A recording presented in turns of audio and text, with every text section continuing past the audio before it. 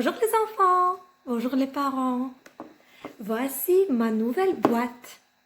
Bah oui les enfants, vous connaissez déjà. C'est une boîte à histoire.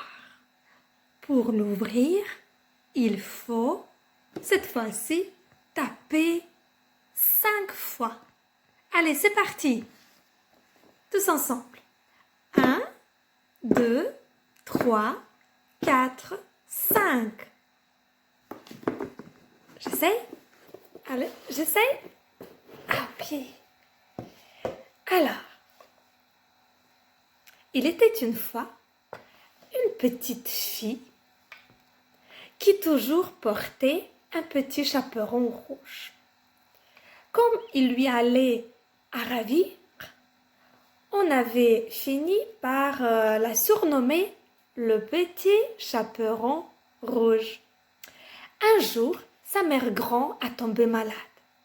La maman du petit chaperon rouge lui fit cuire une galette et appela sa fille. Va prendre de nouvelles de ta mère grand et porte-lui cette galette et ce petit pot de beurre. La fillette prit son panier et s'en alla vers la forêt. Là, bien sûr, elle rencontra le loup. Il eut envie de la manger sur le champ.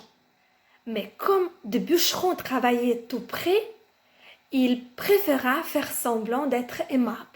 « Alors, petit chaperon rouge, où t'en vas-tu d'un pas si vif ?» demanda-t-il. « Je vais chez ma mère grand qui est malade, » répondit la fillette. « Et où habite-t-elle, cette mère grand ?» demanda encore le loup. « De l'autre côté du moulin que tu aperçois là-bas, » expliqua la fillette.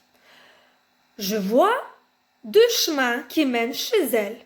Faisons un jeu, dit le loup. Je prends celui-ci et toi celui-là. Nous verrons bien qui de nous deux saluera mère grand le premier. » Le petit chaperon rouge n'eut pas le temps de répondre que le loup était déjà parti.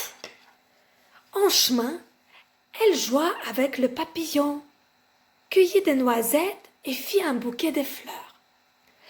Quant au loup, qui avait choisi le chemin le plus court, il courut à perdre haleine jusqu'à la maison des Bergrands.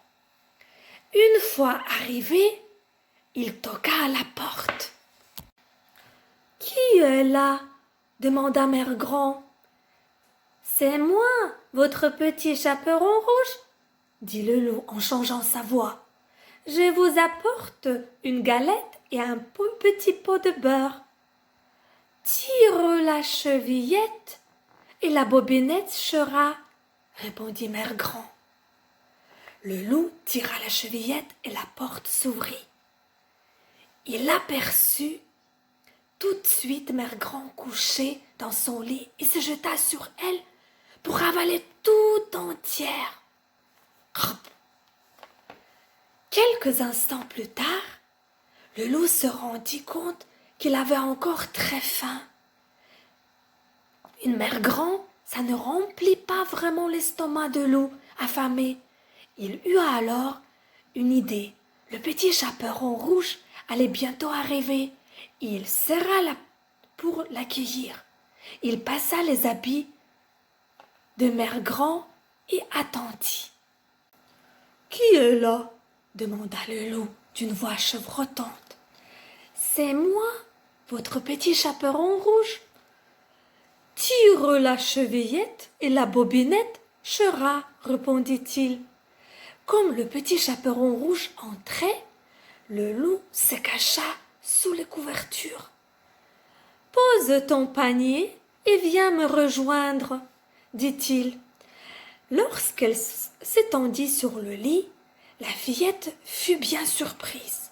« Mais, mère grand, comme vous avez de grands bras, c'est pour mieux te serrer contre moi, mon enfant.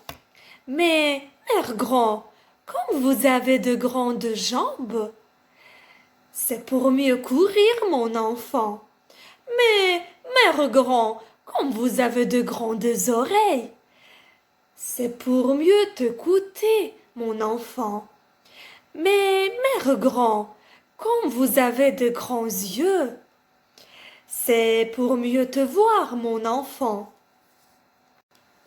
Mais, mère grand, comme vous avez de grandes dents, ça, c'est pour mieux te croquer, mon enfant.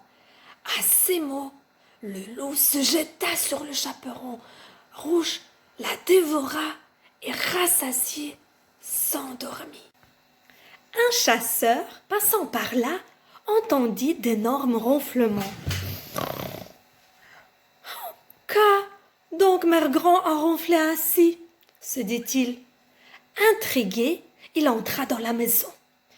Lorsqu'il vit le loup allongé, le chasseur comprit tout. Se disant qu'il y avait peut-être encore quelque chose à faire, il prit de grands ciseaux et ouvrit le ventre de l'animal. Mère Grand et la fillette en sortirent, saines et sauves. Le petit chaperon rouge, encore toute tremblante de peur, promit alors que plus jamais elle ne parlera à un loup, même s'il savait se montrer gentil.